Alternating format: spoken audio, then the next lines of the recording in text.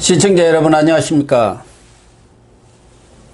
1월 8일 시사정담 시작하겠습니다. 시청자 여러분, 정세균 국무총리가 어제 이재명 경기지사가 그동안 줄곧 주장해 왔던 일괄 재난지원금 지급 주장에 대해 급하니 막 풀자는 것은 지혜롭지 못하다고 공개 비판하고 나섰습니다. 정청류 이 지사 견제 속셈 무엇인지 이진곤 교수님과 분석해 보도록 하겠습니다. 이 교수님, 네. 정세균 총리하고 이재명 경기지사가 어떻게 보면은 뭐 정면 충돌했다 할까 네. 그런 모양새를 좀 보이고 있는데, 이재명 경기지사는 그동안 재난지원금과 관련해서 전 국민에 대한 보편 지급 그리고 빨리 지급하자. 그리고 재정을 좀 확 풀자. 뭐 이런 주장을 해왔죠. 예. 그런데 이제 여기에 대해서 정부는 아직 결정은 안 됐지만은 전체 국민에게 주는 건 아마 부담스러운 모양이에요. 그래서 선별적으로 그렇게 주자는 그쪽인 모양인데, 어쨌든 이재명 지사가 이런 기회가 있을 때마다 치고 나가요. 치고 나가는데, 그러니까요. 그러면서 하니까 정 총리는 총리로서 그 점이 부담스럽기도 할 거고, 정부 책임자로서.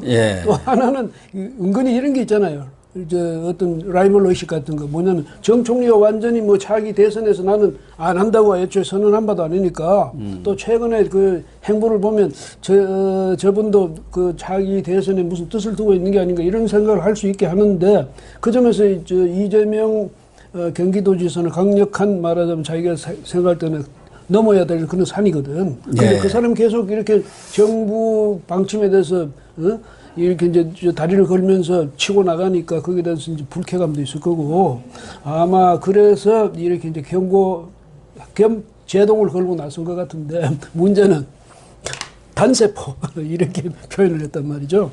어떻게 보면 직격탄을 날린 것이죠. 단세포라는 거 아주 좀 극단적인 표현 아닙니까? 너 단세포적인 사고방식이야 이렇게 말하니까, 이 점에서는 정 총리가 좀 심하게 이제 태클을 걸었다, 뭐 이렇게 볼 수가 있겠죠. 이재명 지사는 그동안 이 전 국민 지급 주장을 펴오면서 국회의원들한테도 300명 모두에게 그 편지를 보내서 재난지원금 빨리 지급하도록 하자, 뭐 이런 주장을 폈고, 특히 홍남기 부총리, 홍 부총리는 좀 약하다고 본지 가끔 공격을 해요. 그래갖고 두 분이 뭐 언쟁 비슷한 것을 그렇게 언론을 통해서 한 적이 있는데, 그러니까 홍 부총리는 아무래도 재정 건전성이라는 것을 염두에 두지 않을 수 없기 때문에 막 풀 수는 없는 것이다. 재정 건전성을 감안해야 한다는데, 이재명 지사는 좀 쪼자르다 뭐 이런 식으로 홍 부총리를 공격한 거 아닙니까? 그런데 그게 옳은 태도인가요? 근데 우선 뭐 이 국민을 걱정해줘서 그렇다 이러면, 또 경기 활성화 이런 것 때문에 그렇다, 진정으로 그런 걱정이 돼서 그렇게 한다 이러면 또 뭐 이해해 줄 측면도 있는데, 우선 그 이재명 지사한테 다 물어보고 싶은 게, 그 국가 재정에 국고에 이재명 지사는 얼마나 기여했는지 모르겠어요. 왜냐하면 국민의 돈을 쓸 때는 우습게, 그러니까 예사로 편하게 이렇게 말해서는 안 되거든. 그거 엄청스러운 규모예요. 물론 이게 이제 코로나 이 국면에서 이렇게 국민들한테 돈 푸는 게 이것이 뭐 어쩔 수 없이 이게 불가피한 조치다고 말은 할 수 있지만, 그러나 그 한마디 할 때라도 이것이 국민들의 혈세라는 걸 분명히 인식하고 이렇게 이야기해야 된다. 무슨 자기 주머니에서 돈 내주듯이 말이죠. 응? 이렇게 이야기하면 듣는 국민 떠나가지. 저 사람이 뭐가 자기가 재정을 만들었나? 뭐 이런 생각도 들고 하니까, 공직자끼리도 또 자기 생각이 아무리 좋더라도 상대에 대해서 상대를 존중할 줄 알아야 돼요. 홍남기를 괜히 그런 소리 하는 거 아닐 거 아니에요. 나름대로 그 이유가 있어서 그런 말 하는데, 자기가 그런 식으로 일방적으로 공격하는 자체도 문제죠. 근데 이 지사 주장도 일견 뭐 또 타당한 측면도 있는데, 결국은 보편 지급이냐 선별 지급이냐의 문제인데, 정부도 사실은 뭐 1차 재난지원금 때도 선별지원금 얘기가 나왔다가 보편지원금 전 국민한테 지원금을 주었지 않습니까? 근데 또 지금 3차가 11일부터 선별지원금으로 중소 소상공인들을 중심으로 지금 지급이 되고, 네, 올해 예산만도 558조 초수파 예산이란 그렇죠. 말이에요. 예. 그것이 지금 집행이 되고 있는 상황 속에서 4차 추경. 그러니까 선거 앞두고 또 돈을 줘야겠다. 전 국민한테 주려면 한 15조가 필요하다. 그 추경 예산을 편성해야 한다고 지금 정부도 사실은 그런 얘기를 하고 있는 상황 아닙니까?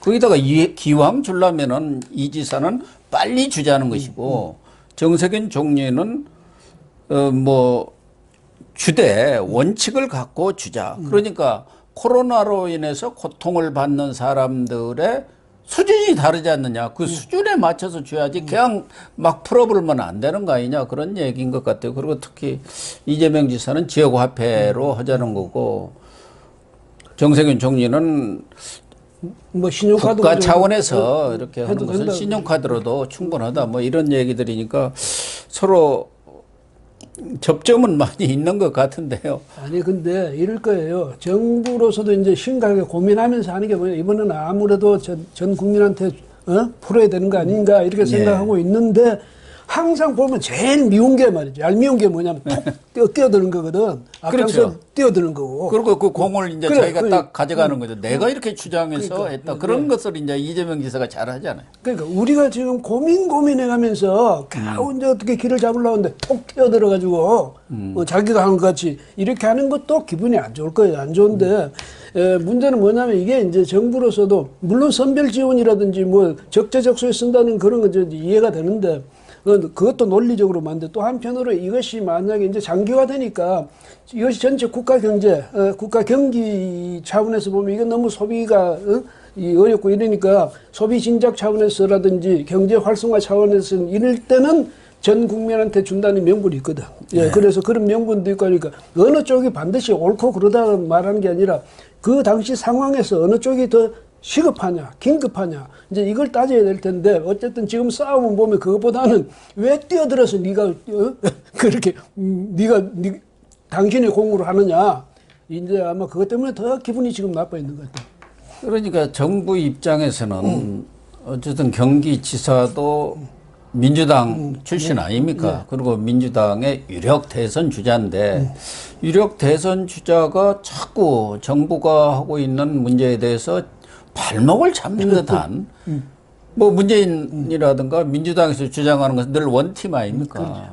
그러니까 정부 내 또 여권 내에 무슨 갈등이 있는 것처럼 비춰지니까 총리 입장에서는 대통령이 직접 나서기는 그렇고 그러니까 뭔가 이런 것에 대해서 조정 역할 내지는 뭐 견제 역할이랄까 그런 것을 좀 하겠다는 거라고 볼 수도 있겠죠. 그런데 약간 감정이 실렸죠. 단세포 이렇게 표현하는 거는 상당히 감정이 실렸다고 보이고 또 사실은 이재명 지사는 민주당 소속이긴 하지만은 친문이라고 하기는 어렵잖아요. 그렇죠. 거기서도 이제 대책점에 서가지고 어쨌든 국민들의 지지를 받겠다 이런 이제 차원인 것 같은데 그러자면 이제 정 총리하고는 상당히 좀 그 뭐 노선이라든지 입장이라든지 이게 다를 수밖에 없죠. 다를 수밖에 없는데 이재명 지사로서는 또 뭐 자기가 대선을 겨냥하면 어쨌든 존재감을 높이고 자기 지지 세력을 넓히고 하는 이런 것은 뭐 자기는 불가피한 건데 그 점에서 이 정부에 대해서 나는 과감히 아닌 건 아니다고 할 수 있는 사람이다. 뭐 이걸 이제 과시할 필요가 있고요. 근데 정 총리는 이거 자꾸 속수무책을 가만 놔두면 대통령으로부터 대통령한테 체면이 안 서는 거거든. 당신 뭐 하냐 지금. 뭐 이런 식이 되니까 총리로서는 좀 입장이 중간에서 난처한 측면도 있고 자 지금은 나도 뭔가 이야기해야 될 그런 이제 시점이 된 거 아니냐 이런 판단을 할 수도 있겠죠. 그래서 뭐 지금 이재명 지사가 그동안에는 이낙연 대표하고 벼락치락도 했는데 최근 여론조사에서는 훨씬 앞서는 그렇죠. 1위로 이렇게 치고 나가는 그런 상황이기 때문에 정청래 이런 발언이 일종의 견제군데 그것이 반드시 정 총리 자신의 견해도 되겠지만 이재명 지사가 저렇게 치고 나가는 상황 속에서 그동안 정책적 차별성이라는 것을 가지고 어떻게 보면 차별화를 했어요. 그렇기 때문에 혹시 청와대에서도 좀 그 견제 좀 해. 그 사람 그 빨리 너무 뭐 이렇게 앞서가면 우리가 통제 불가능이야. 이런 오더 내지는 뭐 지침이 내려온 거 아닌가 하는 생각도 들어요. 근데 저는 이제 물론 그런데 저는 이제 또 이런 면도 생각해 볼 수 있지 않을까. 뭐냐면 이낙연 대표가 과연 친문의 지금 대표 주자가 맞느냐. 청와대 입장에서는 임기 후반을 관리하는 측면에서도 이재명을 좀 누를 필요가 있다. 네. 이재명을 누를 필요가 있는 맞아요. 안 누르면 안 되잖아. 왜냐하면 이재명이 만약에 차기 대통령이 된다면 문재인 대통령의 안전, 임기 후 안전이 사실 좀 그렇잖아요. 좀, 뭐 완전 뭐 그렇죠 않은 정도가 아니라 위험하고 뭐 자칫하면은 저 깜방 간다고도 볼 수가 있죠. 그런 점에 굉장히 위기 의식이 있을 거고. 근데 문제는 친문 쪽에서 이낙연 대표를 끝까지 밀어도 되느냐? 저 사람을 우리가 밀을 만큼 그만큼 확고하냐? 뭐 이런 또 이제 지금 상당히 상황이 모호해지고 있는 이런 상황이니까 그 점에서 보면 참 청와대 특히 문재인 대통령이나 그 측근들의 고민이 갈수록 깊어지고 있지 않느냐. 그러니까 지금 고 교수 말씀처럼 어쨌든 이재명 지사가 너무 튀어오르는 것은 막아야 되는데 그 다음에 뭐 어떻게 해야 되냐. 이제 이것 때문에 아마 그렇죠. 정부 차원에서 대안이 마땅치가 않지 그러니까, 않습니까? 예.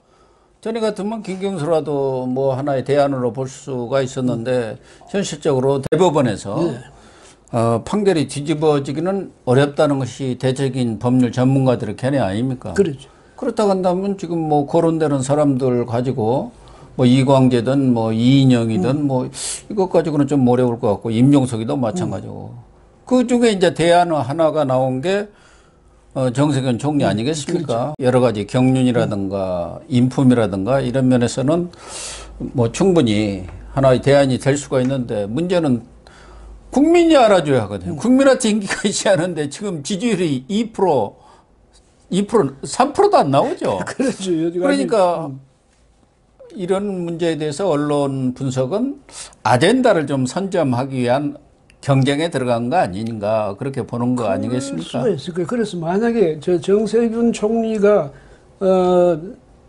자신도 대안이 되고 싶은 거지. 자신도 당연히 그 뜻이 없는 분이 아니니까. 또 사실 캐리어로 따지면 그 양반 비교가 안 되죠. 어디 있습니까? 그렇죠. 그래서 충분히 자기한테 다만 문제는 여론, 그 국민의 지명도가 어떠냐 이건데 사실은요. 그건 무게가 그쪽에 실리면 이게 뭐랄까 지지율이라든가 이런 거는 하루아침에 튀어오르거든요. 그래서 그런 점에서 볼 때도 정 총리로서는 내가 지금 등판을 안 하고 또 그 분위기가 그렇게 안 몰려가니까 사람들이 나를 생각을 안 하는 거지. 고려에 안 두는 거지. 만약에 내가 여권 내에서 중획적인 그런 지위를 차지한다 이러다면 여론도 완전히 달라질 것이라고 생각할 거고 사실 그간의 경우를 보더라도 어느 날 하루씩 튀어나와서 그 사람을 만약에 문재인 대통령도 뒤에서 민다든지 뭐 친문이 뒤에서 민다든지 이렇게 되면 하루아침에 튀어오를 수가 있어요. 그래서 이런 점도 아마 정 총리는 기대하고 계산하고 있을 거예요. 정세균 총리는 뭐 비주류이기는 하지만 그럼요. 친문 세력으로 이렇게 자체해왔고 그렇게 또 평가를 해온 사람 아니겠습니까? 그런데 문제는 지금 대깨문들 소위 문바들이라고 하는 극렬 지지자들은 박주민 당대표, 추미애 대권, 추미애 대권 아우라가 보인다 해갖고 추미애 지금 제시님도 40만이 넘을 정도로 가서 청와대 청원 게시판에 하고 있는 그런 상황이니까 여권에서는 뭐 이낙연을 가급적 한번 밀어보되 또 정세균 대안도 생각할 수 있고 또 다른 대안들도 뭐 강구는 하겠지만 추미애 언제 튀어나올지 모르는 분 아닙니까? 컨트롤이 불가능한 분이시니까요. 뭐 언컨트롤러블 한 사람이라고 자기들이 그랬는데 통제 불가능한 사람이라고 그런다는데 어쨌든 문제는 뭐냐면요. 추미애 그래서 지금 사표서도 갖다 안 내고 있다는 거 아닙니까? 근데 지금 제가 생각할 때 문 대통령에게서 가장 큰 부담, 가장 큰 위험 요소는 친문이에요. 대깨문. 왜냐면 문 정권이 앞으로 감당해야 될 야당 정도가 아니야. 야당은 오히려 쉬워 상대로. 근데 대깨문 이 사람들은 이제 문 대통령으로서도 감당하기 어려운 세력이 돼 있다고. 저 사람들은 정권은 자기 거라고 생각해. 문 대통령 우리가 만든 사람이야. 우리 시킨 대로 해. 이 정도 돼 있는 거예요 이미. 전에는 이인이 마음대로 하다가 지금은 그럼요. 대깨문 마음대로 되어버렸잖아. 예, 그래서 보십시오. 저 이낙연 대표가 무슨 뭐 사면론 꺼냈다고 해서 하루아침에 말이지. 너 나가. 이런 식이거든. 그런 거 하는 거 보면 누구든지 우리 만약에 비위를 거스르면 너는 안 돼. 이런 생각이니까 이 사람들이 대통령도 우리가 또 만들 수 있는 거야. 추미애든 누구든. 추미애 저거 마음에 들어. 왜? 강단 있어. 이렇게 되는 건데 이 한 정권이라든 개인도 마찬가지고 정권도 마찬가지고 그 사람들이 결국은 어떠냐면 파국으로 가는 그게 우리 눈에는 보이거든. 근데 이 사람들은 안 보이는가 봐. 정권도 그 점에서는 문 대통령도 상당히 지금 고민해야 될 상황이에요. 어쨌든 여권의 대권 주자군이 이렇게 뚜렷이 뭐 여권이라기보다는 친문 주자군이 부각되지 않다 보니까 이재명 지사 독주 체제로 갈 경우 사실은 문재인 정권으로서는 큰 부담이죠. 부담이. 정권 말 내임덕이 금방 올 수도 있고 이재명 지사로 권력이 확 쏠릴 수도 있기 때문에 적절한 견제가 필요한데 이재명 지사가 그동안 이런 행태를 보면은 문바들을 많이 의식하는 것 같아요. 그래서 문재인 대통령을 공격한다든가 센 사람은 별로 공격하지 않습니다. 좀 약한 사람들을 이렇게 콱 찍어서 공격하는 그런 성향을 좀 보이더라고요. 얼마 전에도 있지도 않은 기득권 카르텔 뭐 개혁한다고 그걸 탁 나서면서 그 문바들의 생각에 탁 얹히더라고요. 그러니까 이재명 지사는 이 이미지도 그렇고 사진 같은 거 보면 이미지도 그렇고 또 그동안의 행태도 보면 그런데 굉장히 뭐랄까 영리한 측면이 있는데. 네, 그렇습니다. 그러니까 영리한데. 영리합니다. 예, 꽤도 많아. 네. 그다음에 이 기회에 굉장히 민감해요. 이런 점을 볼 때는 이 전투력에 있어서는 이낙연 대표는 이재명 지사한테 안 돼. 전투력. 뭐 앞으로 전쟁은 이제 뒤에 그 정권이라 배경도 있으니까 어떨지 모르지만은 그런 차원에서 이재명 씨는 또 하나 있어요. 뭐냐면 이런 상황 속에서 자기가 그렇게 두각을 나타낼 정도였다면 그 인정해줘야 돼. 그 역량은. 그럼요. 네, 인정해줘야 돼. 또 하나는 성남시장에서 그럼요. 경기지사로 도약하고 그걸 발판으로 해서 지금 전국적인 지지를 얻은 그 역량이랄까 그런 뭐 정치력, 리더십 이런 거 인정해야죠. 예, 그 다음에 또 하나는 뭐냐면 대깨문 무슨 친문이 그렇게 강력하다니 지금 이재명 지사를 밀고 있는 사람은 민주당이고 좌파이긴 하지만은 친문 대깨문 아니란 말이죠. 그런데 거기에 당당히 맞설 수 있는 세력이라는 거야. 예, 이 점도 대깨문들이 이재명 지사를 공격을 하지만 그 사람들 실력이 이 정도라는 거는 자기들도 인정을 해야 될 거예요. 만약에 이 문재인이나 친문 세력이 끝까지 이재명 지사가 앞서 있는데도 불구하고 선택을 하지 않는다면은 살림을 별도로 차릴 수도 있을까요? 지난번에도 문재인 대통령이 당시에도 왜냐하면 그때 민주당에 있어서 중심 역할을 했잖아요. 대표도 하고 중심 역할을 하고 뭐 부동의 내가 자기 부동의 주자다 뭐 이렇게 다들 인식하고 국민적으로도 인식하고 있었는데 그래도 당당히 이재명 지사 나와서 싸웠잖아요.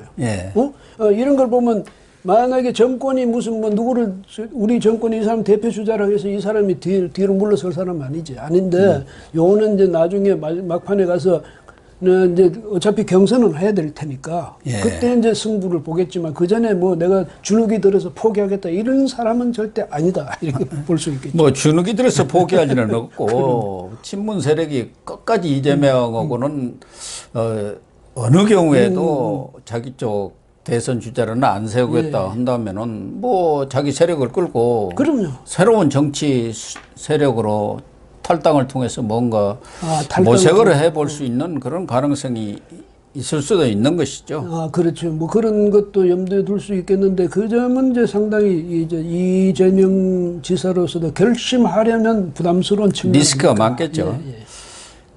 뭐 마지막으로 앞서도 얘기했지만 올해 예산도 초슈퍼 예산이고 11일부터 선별 지급이 지금 실시될 예정이고 나라비 또 지금 956조 국가 채무가 1000조에 지금 육박합니다. 문재인 정부 들어와서 엄청나게 국가 빚이 늘어나고 있는 상황인데 지금 선거 앞두고 슬슬 풀을 떼고 있지 않습니까? 정총리, 이낙연 대표 다 마찬가지예요. 4차 재난지원금 줘야 한다. 그래서 국민들 민생을 살려야 한다.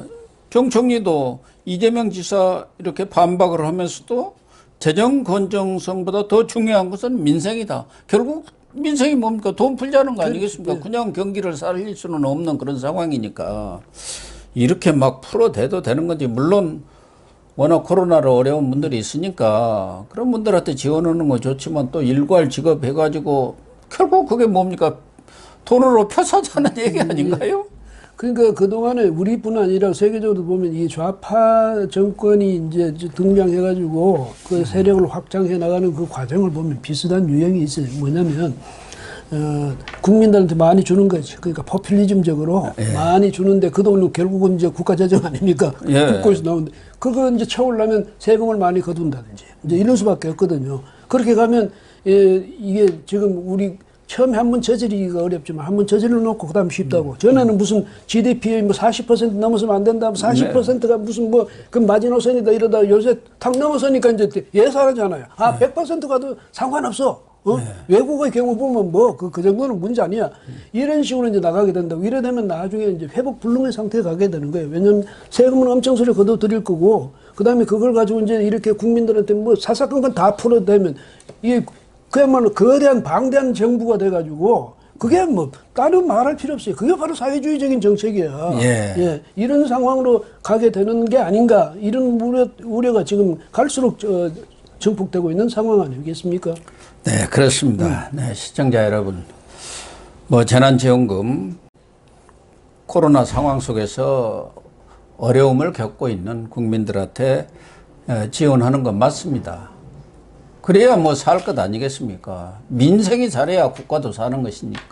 그런데 이 문제를 가지고 무슨 선심 쓰듯이 또 하나는 이 4월 재보선을 앞두고 그 전에 또 돈을 풀어갖고 지난해 4.15 총선 때처럼 돈을 풀어서 표를 사겠다는, 표심을 흔들어 보겠다는 그러한 정치적 계산을 한다면 그것은 정말 잘못된 일이 아닌가 생각합니다.